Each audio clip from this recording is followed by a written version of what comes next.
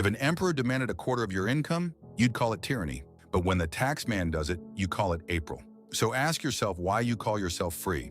Let me illustrate this concept with a quick example from history. You see, in ancient Egypt, when a pharaoh ruled, a slave paid him 1/5 of the harvest. That's only 20%. The other 80% stayed with the slave. Fast forward to 2025, the average US taxpayer pays 24.8% plus 7.65% FICA. Then sales tax, property tax, gas tax, and a dozen more bites out of the same dollar. You're taxed when you earn it, taxed when you spend it, taxed when you invest. And when you die, the system is waiting to take more. Probate courts, lawyers, fees, delays. Even in death, while your family is mourning, you're still getting taxed. So how do you protect your freedom and keep more of what's yours?